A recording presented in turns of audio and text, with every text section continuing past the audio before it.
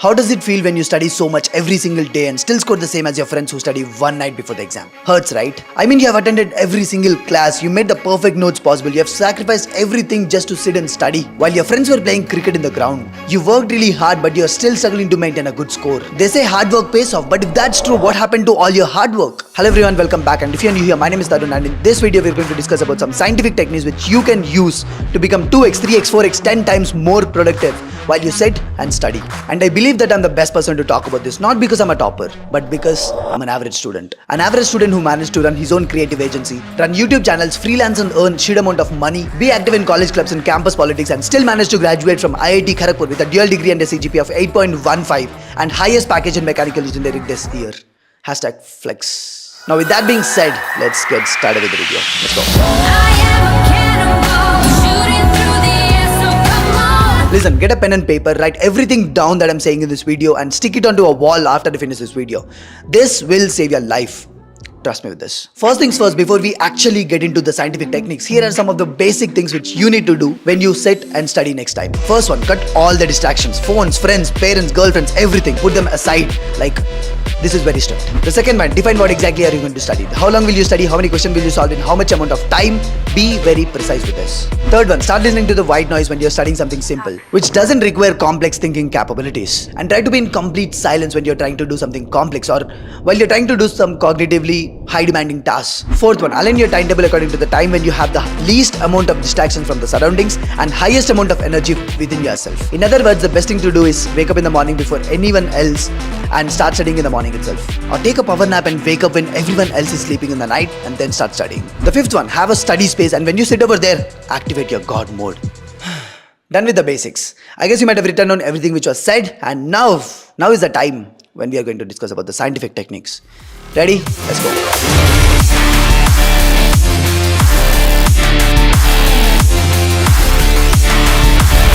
Imagine a situation. On a Sunday morning, you sit at your table and open your NCERT and start studying a chapter from inorganic chemistry. You decide to finish the entire chapter that day, but in the first 30 minutes, you lose your interest, you close your book, and you did not study anything. Now, there are also cases when people study everything from a chapter, but at the end of the day, they don't remember anything. Why does this happen, and what's the solution? The first one, organize the information. Most of us plan to study the entire chapter in the same sitting. While some of us would be able to do this, most of us wouldn't be able to sit and study for hours and hours, right? It's scientifically proven that our brains are better at understanding, better at processing smaller chunks of information rather than bigger chunks of information. So the first thing that you need to do before you start to study any single chapter is take a look at the entire chapter and then break it down into smaller parts. Now try to finish one part after the other and try to take smaller breaks in between them. Deadlines. Have you ever listened to the sentence which goes like, work expands so as to fill the time available? Imagine your class teacher gave you an assignment to submit. It would take you 7 days to finish the assignment if the deadline is in 7 days, but if it would just take you 7 hours to finish the same damn assignment if the deadline is in 7 hours. And that's exactly why you should have fixed deadlines, but realistic deadlines, not super ambitious ones, otherwise you'll just get burnt out. Third one, focus breaks.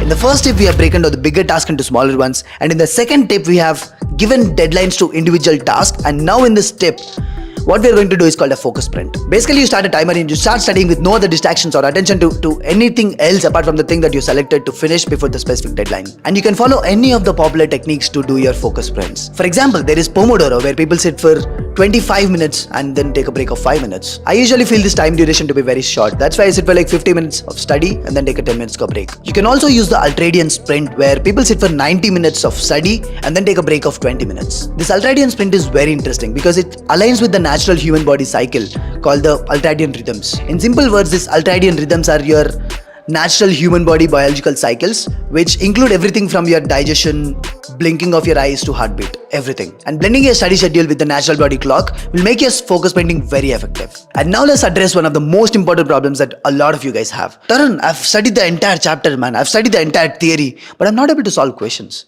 What should I do? See, I'll be making a proper video on this later, but one common solution is the interleaving effect. I mean, I've talked about this already in my 2-year Strategica video, but basically what it means is that interlink the topics to each other, no matter what of the subject. You need to use methods or ideas from other topics or subjects while you're solving the particular question, no matter whatever the subject. Over the past few years, studies from various groups have shown that this method can be highly effective while you're solving complex problems in mathematics. Most of us actually use this a lot while we are trying to solve questions, but we just don't recognize it. We just don't realize it. For example, in simple words, there's a lot of geometry in optics. Got it? So if you might have understood this tip, then start implementing right away. But if you did not, don't worry, because my mentorship program is going to be launched soon and I'll help you one-on-one to do this. Okay? And now, my last and my personal best step is recollect, don't revise. There's a common mistakes which most of the IIT JEE aspirants do. Whenever you revise a chapter, you revise it as if you're studying for the first time. And that is one of the biggest mistakes that you can ever do. Instead, take a look at the paper that you read, turn it back, take a new piece of paper, get it here, recollect and write everything that you can remember. And if you don't remember anything, then compare.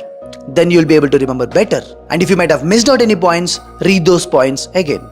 Simple, will save you up a lot of time. Basically, human brain remembers much more when you ask questions about a topic, not when you reread, revise all this bullshit. And now with that being said, this is everything that you need to know to study very effectively from the next time. Use these tips for a week and you'll already see the difference. And there are two more topics. First one, the photographic memory, and the second one, studying for an exam when you don't have enough time for it. I'll be making 2 separate videos on them later, but for now, if you might have liked this video, share it to that one single friend, one damn friend that you have who would feel this very useful. I'm not asking you to like this and all, but share it to that one damn friend who would actually be benefited through this video. And let me know what do you want in the comments, which video do you want in the next comments, jo bhi hai, theek hai? I'll see ya, bye bye.